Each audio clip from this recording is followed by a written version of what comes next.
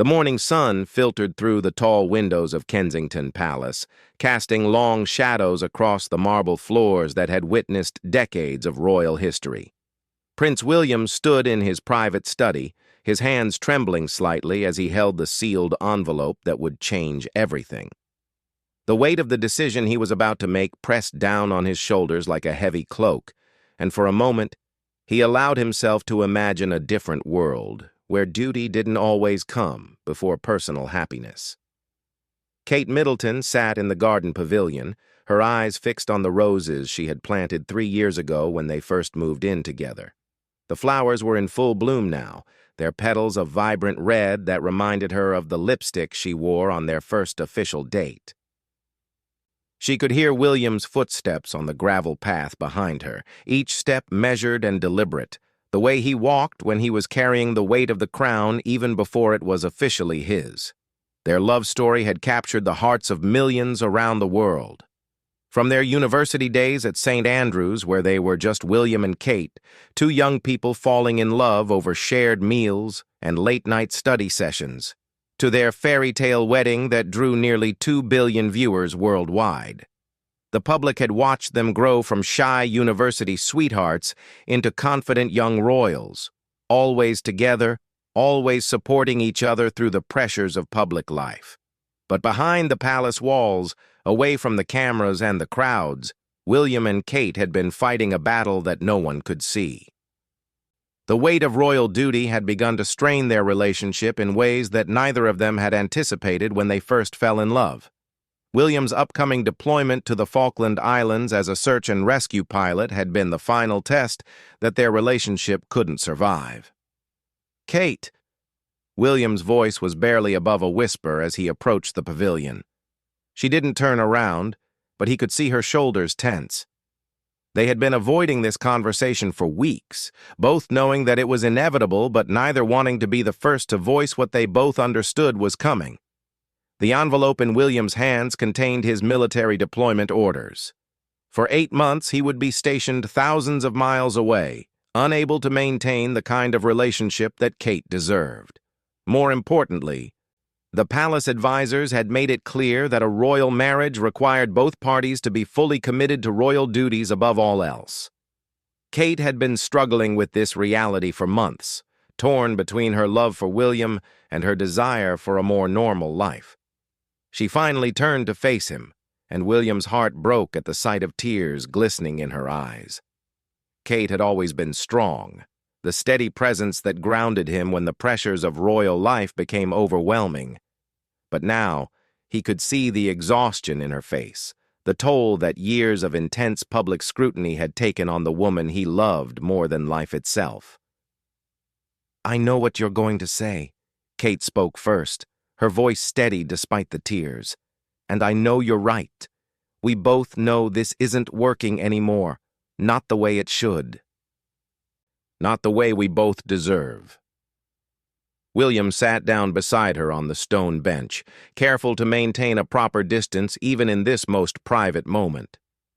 Years of royal training had taught him never to let his guard down completely, even with the woman he loved. But in this moment, he wanted nothing more than to pull her into his arms and tell her that they could make it work, that love would be enough to overcome the obstacles they faced. "The deployment is just the beginning," William said, his voice heavy with regret.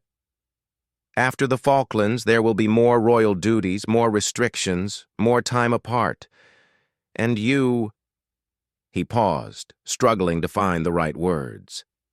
"You deserve a life where you can be yourself, where you can pursue your own dreams without constantly being judged and criticized." Kate had given up her career in fashion to support William's royal duties. She had endured years of intense media scrutiny, with every outfit, every expression, every public appearance analyzed and critiqued by the press and the public. The pressure had been relentless, and while she had handled it with grace and dignity, William could see that it was slowly wearing away at the vibrant, independent woman he had fallen in love with at university.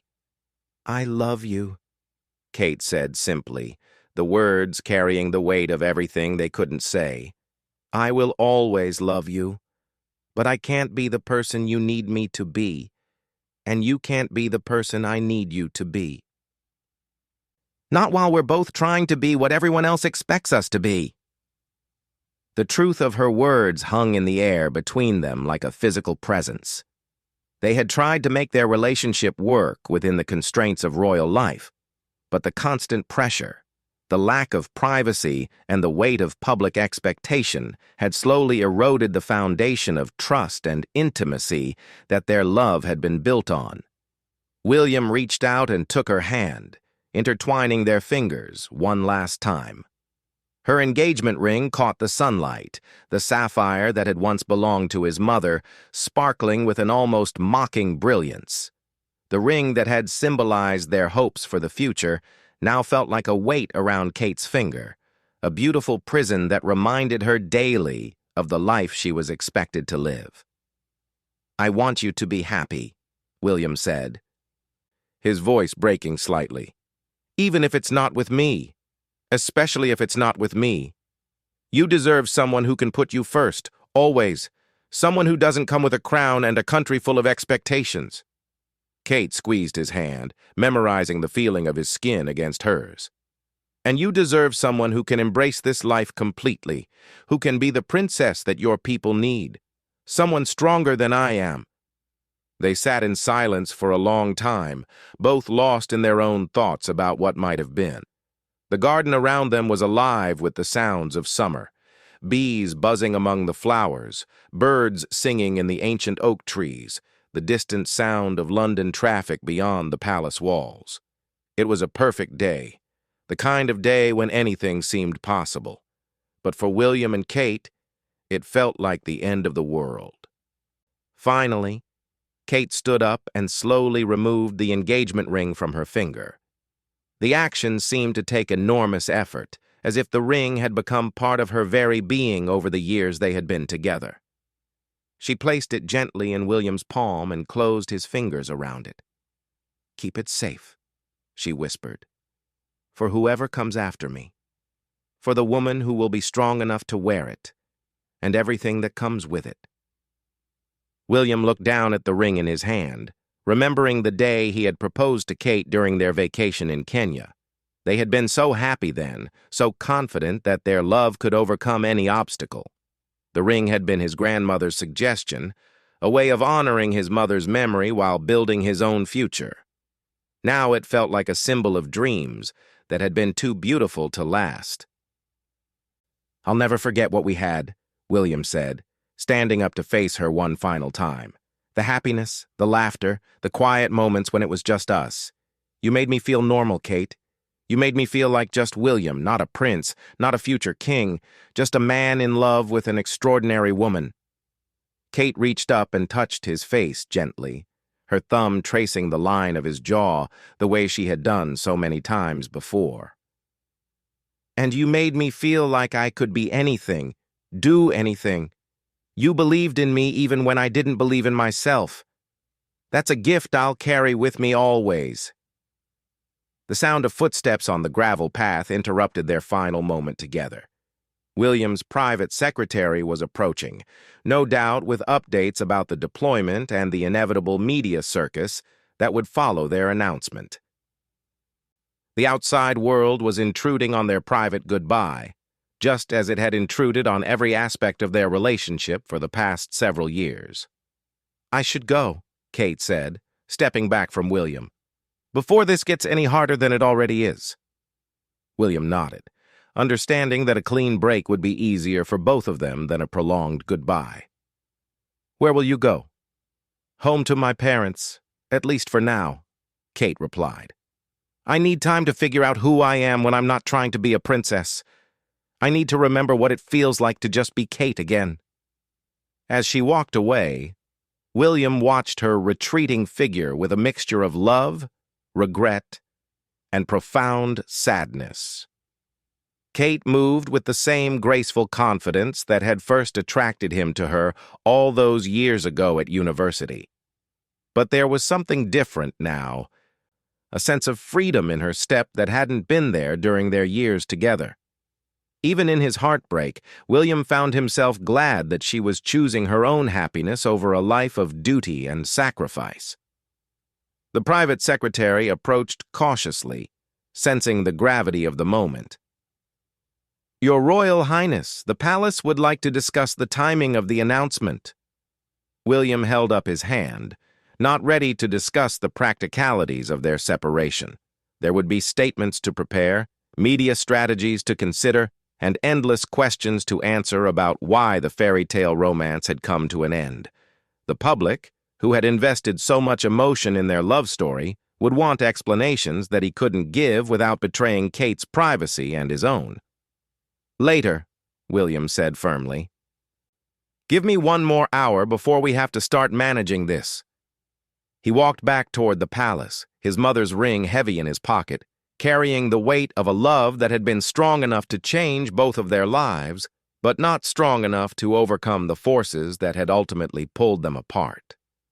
In a few hours, the news would break, and millions of people around the world would mourn the end of what had seemed like a perfect love story.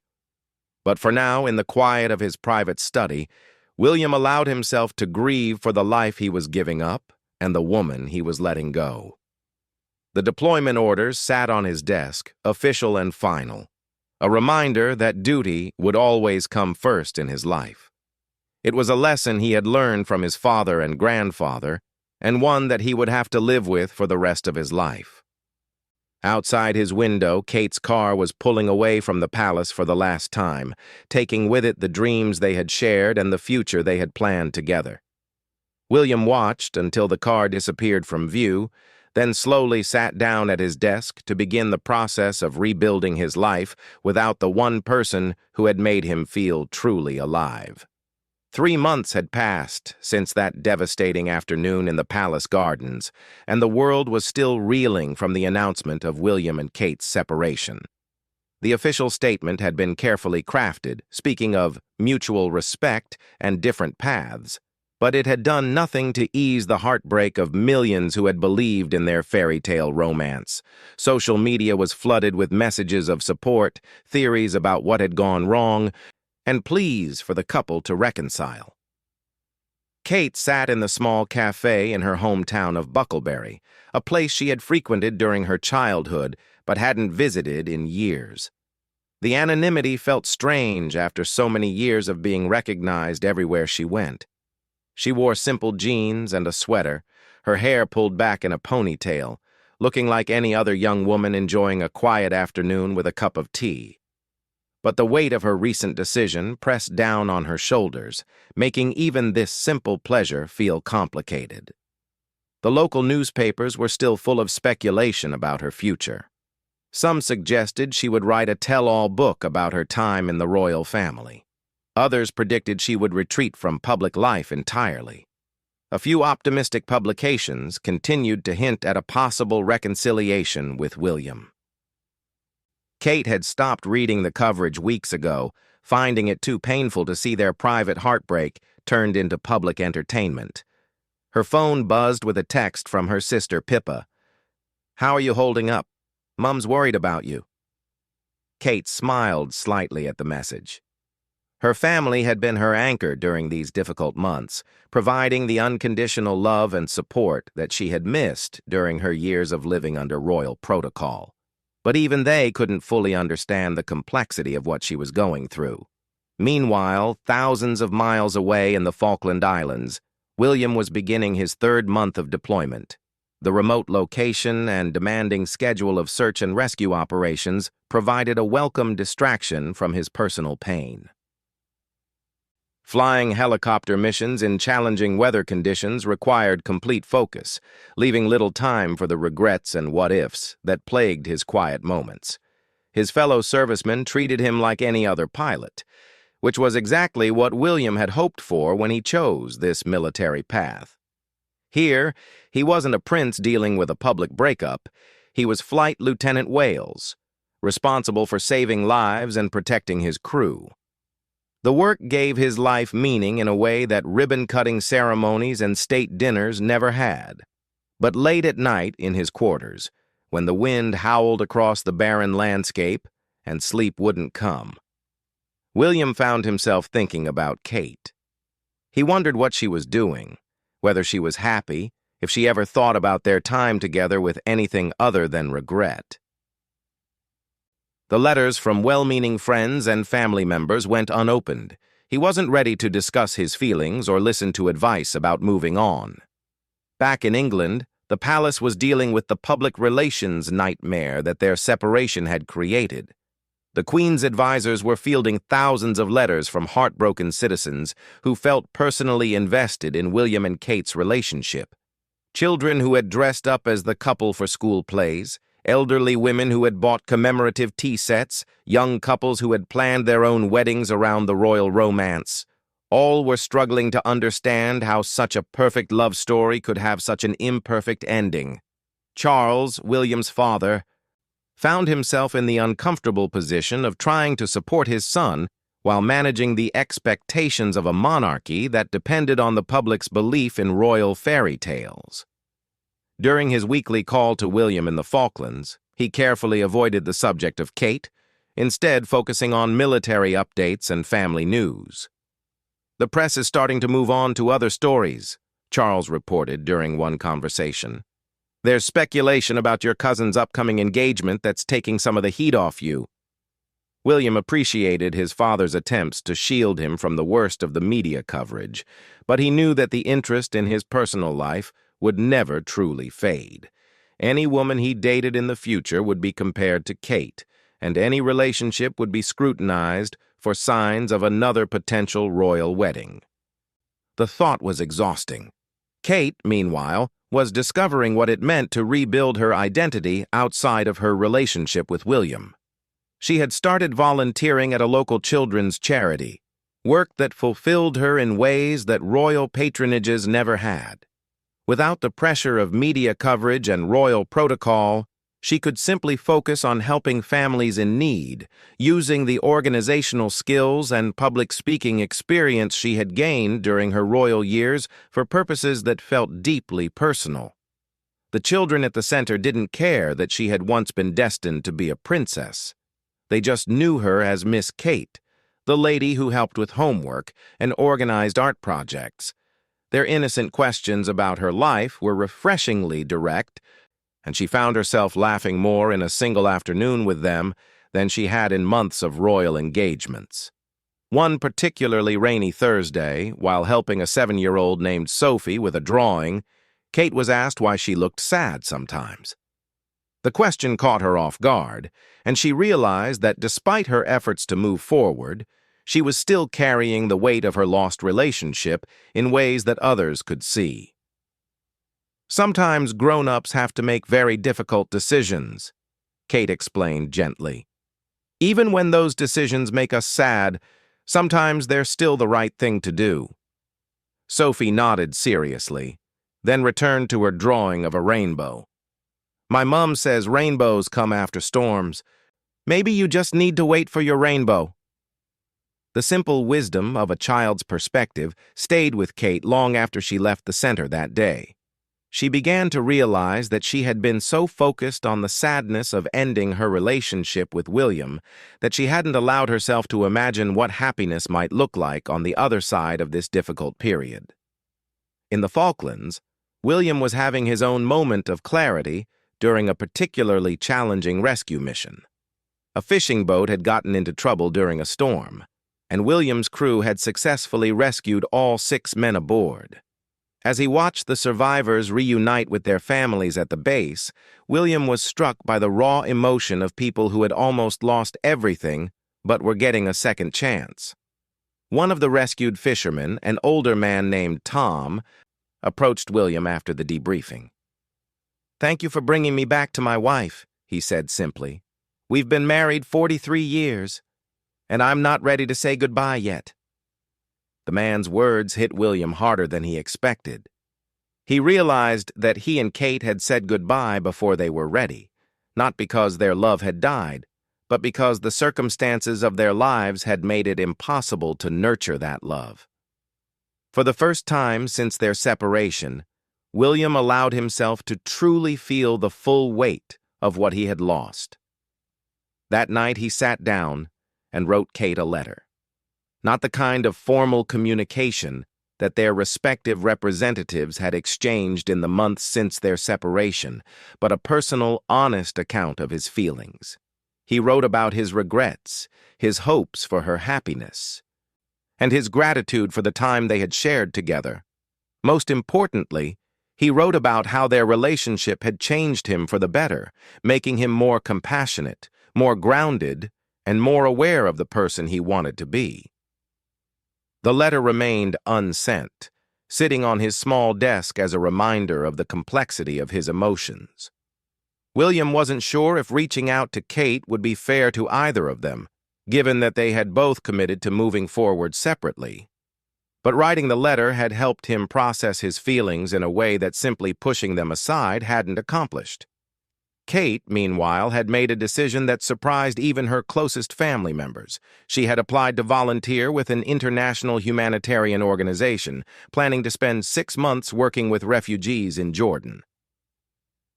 The work would be challenging and meaningful, taking her far away from the media attention and speculation that still followed her in England.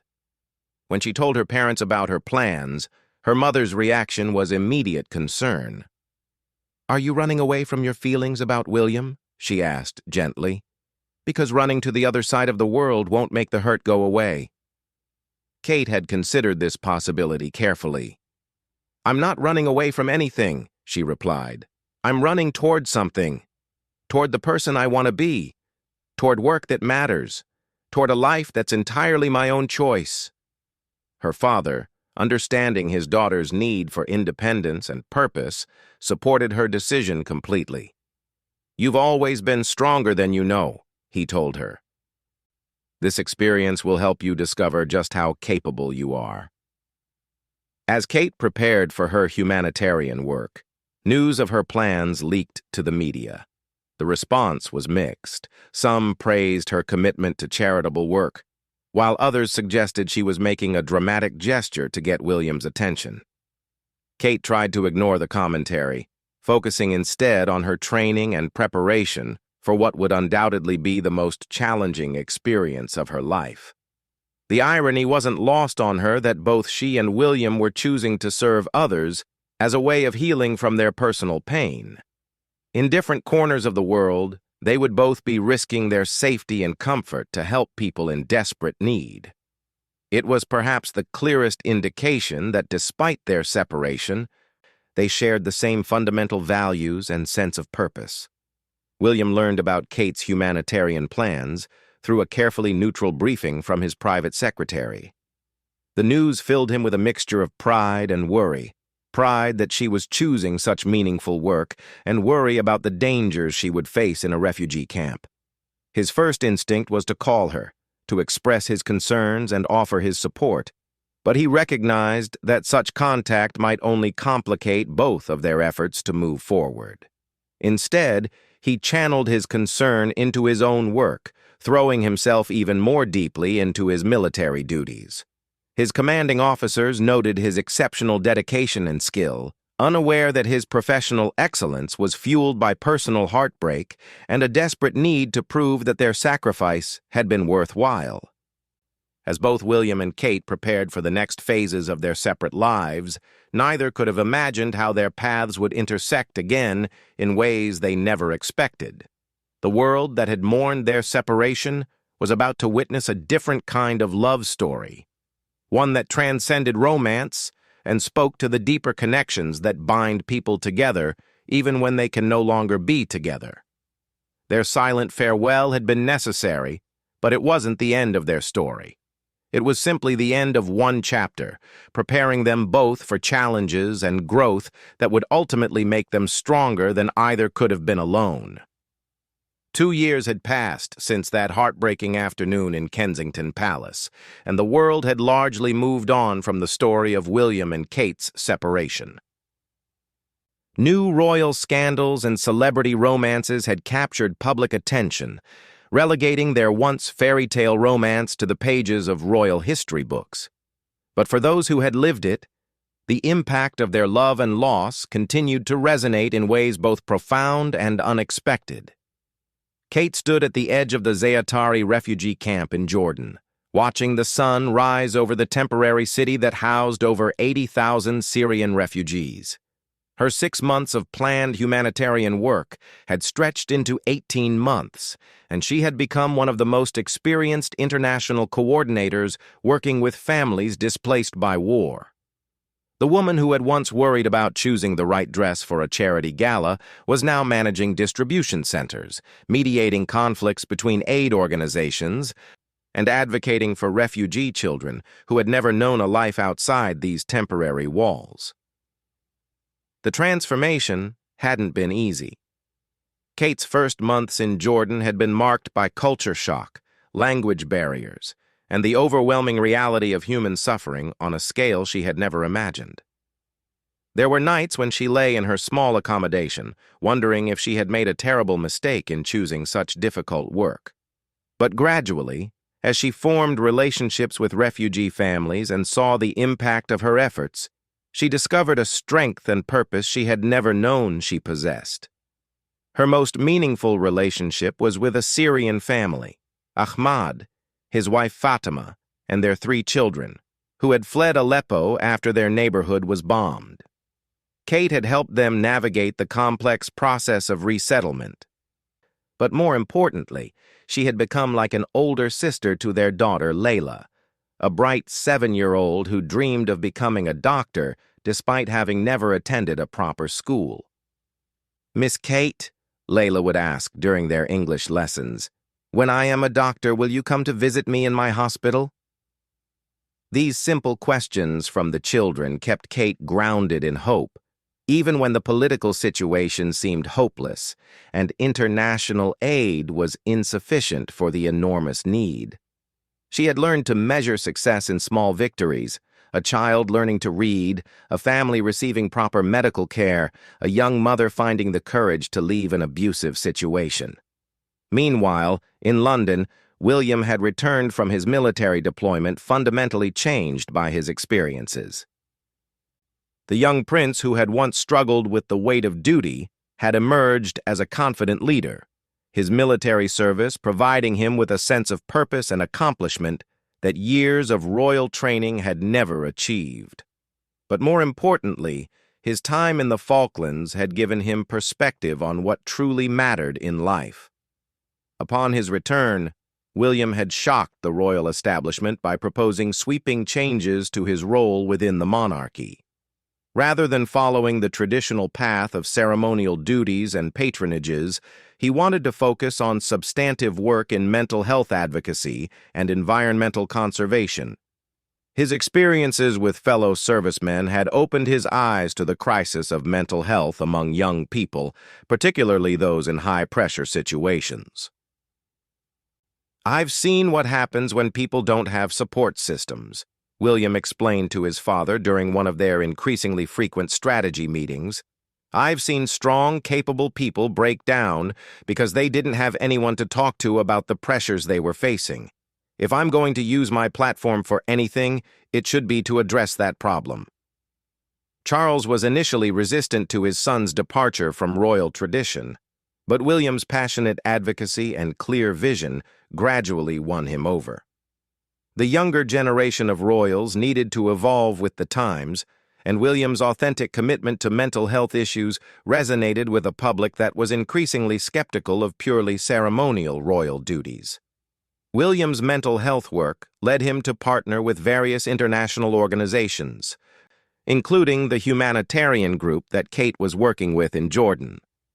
Neither of them knew about the other's involvement when William agreed to participate in a documentary about the mental health impact of displacement on refugee children.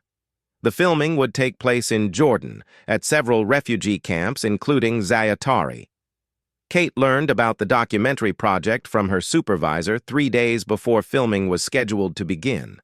The mention of William's name in the briefing document hit her like a physical blow, bringing back all the emotions she had worked so hard to process over the past 2 years.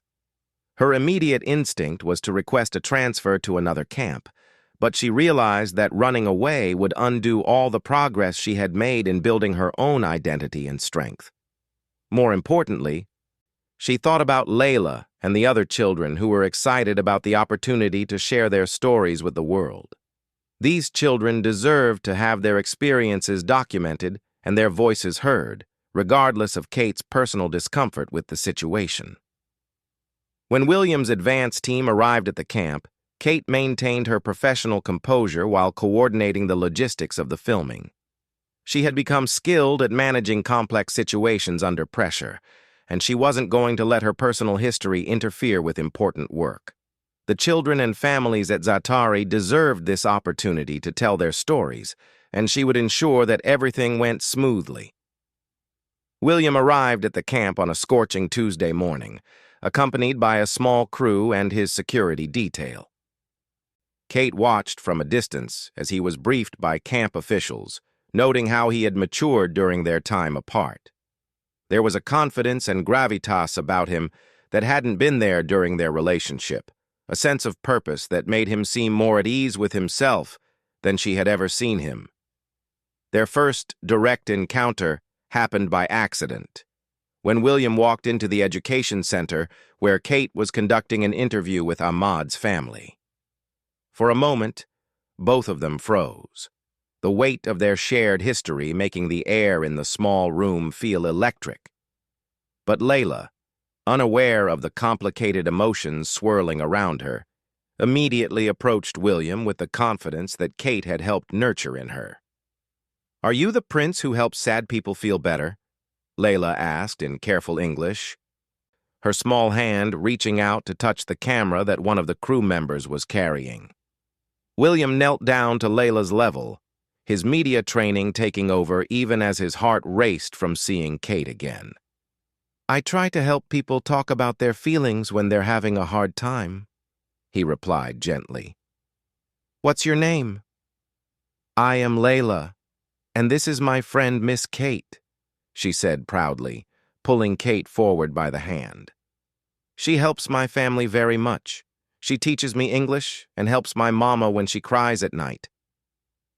The innocence of Layla's introduction forced William and Kate to acknowledge each other directly for the first time in over 2 years. Up close, William could see how Kate had changed during her time in Jordan. She was thinner, her skin weathered by the desert sun, but there was a strength and confidence about her that was entirely new. This wasn't the uncertain young woman who had struggled with royal protocol. This was someone who had found her calling and embraced it completely. "Hello, William," Kate said simply, her voice steady despite the emotional turbulence she was feeling. "Welcome to Zatari." "Kate," William replied, struggling to maintain his professional composure. "I didn't know you were working here. It's good to see you." The formal politeness of their exchange was heartbreaking to anyone who knew their history, but it was also a testament to the maturity and growth that both of them had experienced during their separation. They were no longer the young couple who had broken each other's hearts. They were adults committed to important work, capable of putting their personal feelings aside for the sake of others. Over the next 3 days of filming, William and Kate worked together with professional efficiency, their shared commitment to helping the refugee families overriding any personal awkwardness.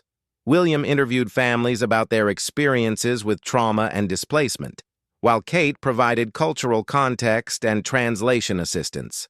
Their collaboration was seamless, a reminder of how well they had always worked together when focused on helping others. The most powerful moment of the filming came when Layla shared her story with William's cameras. With Kate translating and providing emotional support, the 7-year-old described her memories of the bombing in Aleppo, her family's dangerous journey to Jordan, and her dreams for the future. Her resilience and hope in the face of unimaginable hardship moved everyone present to tears, including William, who had to pause filming to compose himself.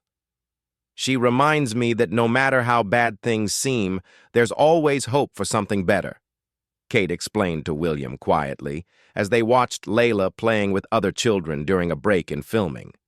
"These kids have taught me more about courage and resilience than I ever learned in all my years of privilege." William looked at Kate with newfound respect and admiration. "You've found your calling here," he said. "I can see how much this work means to you, how good you are at it. The Kate I knew at university would be proud of who you've become." Their conversation was interrupted by the sound of commotion from the camp's medical center. A family had just arrived after a dangerous border crossing, and their youngest child was severely dehydrated and malnourished.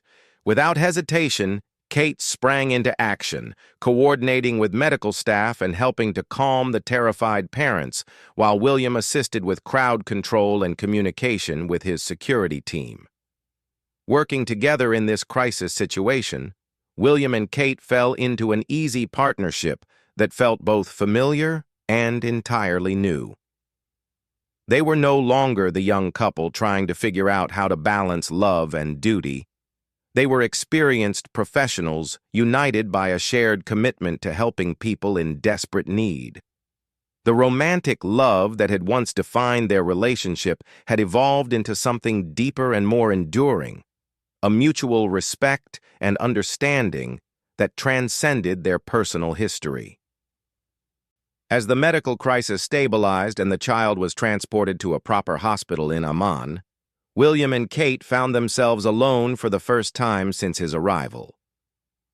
They sat on a bench outside the medical center, both emotionally drained from the intensity of the past few hours. "I've been thinking about sending you a letter for months," William admitted quietly. "Not because I want to change anything about our decision, but because I wanted you to know how proud I am of the work you're doing here, how proud I am of who you've become." Kate felt tears welling up in her eyes, not the bitter tears of heartbreak she had cried 2 years ago, but something softer and more complex. "I wrote you several letters, too," she replied. "I never sent them either, but writing them helped me understand that I don't regret our time together, even though it ended the way it did. We were exactly what each other needed at that time in our lives." They sat in comfortable silence for a while, watching the sun set over the camp and listening to the sounds of families preparing for another night in temporary shelter. Around them, the daily rhythm of camp life continued, children playing games with makeshift toys, women sharing cooking duties, men gathering to discuss news from their homeland. It was a reminder that life goes on, that people find ways to create meaning and connection even in the most difficult circumstances. "Do you ever wonder what would have happened if we had made different choices?" William asked eventually. Kate considered the question carefully before answering. "I used to," she said. "But now I think we made the only choice we could make at the time. We were both trying to be people we weren't ready to be yet. The separation gave us the space to become the people we needed to become." William nodded, understanding exactly what she meant. "I couldn't have done the mental health work I'm doing now if I hadn't learned to face my own emotional challenges first, and you couldn't have become the advocate you are now without learning to stand on your own." As William prepared to leave Jordan the next morning, he and Kate said goodbye with the same quiet dignity that had marked their separation 2 years earlier. This time, however, their farewell carried hope rather than heartbreak. They had both found their purposes, their authentic selves, and their ways of contributing meaningfully to the world. "Take care of yourself, Kate," William said, as his car prepared to leave the camp. "And take care of Layla and all the other children who are lucky enough to have you in their lives." "Take care of yourself, too," Kate replied. "And thank you for using your platform to tell their stories. It will make a difference." As William's convoy disappeared into the desert heat, Kate felt a sense of closure that she hadn't expected. Their love story had ended the way it needed to end, allowing both of them to become the people they were meant to be. The fairy tale that the public had mourned was over, but something more authentic and meaningful had taken its place. Months later, when the documentary aired around the world, millions of viewers were moved by the stories of refugee children and the dedicated people working to help them. The film won several international awards and led to increased funding for refugee mental health programs. Neither William nor Kate sought personal credit for the project's success, but both knew that their painful separation had ultimately led them to work that was more important than any royal romance could have been. Layla, now 8 years old and fluent in English, watched the documentary with her family in their new home in Canada, where they had been successfully resettled with Kate's help. "Look, Mama," she said excitedly as her own face appeared on screen. "Miss Kate kept her promise. She helped tell our story to the whole world." The little girl's joy was a testament to the ripple effects of choosing purpose over convenience, growth over comfort, and service to others over personal happiness. William and Kate's silent farewell had brought millions to tears, but their separate journeys toward meaningful work had touched millions more lives in ways that their royal romance never could have achieved. Their love story had evolved into something larger than themselves, a reminder that sometimes the greatest act of love is letting someone go so they can become who they're meant to be. And in their case, who they were meant to be were two people capable of using their platforms, experiences, and hard-won wisdom to make the world a little bit better for those who needed it most.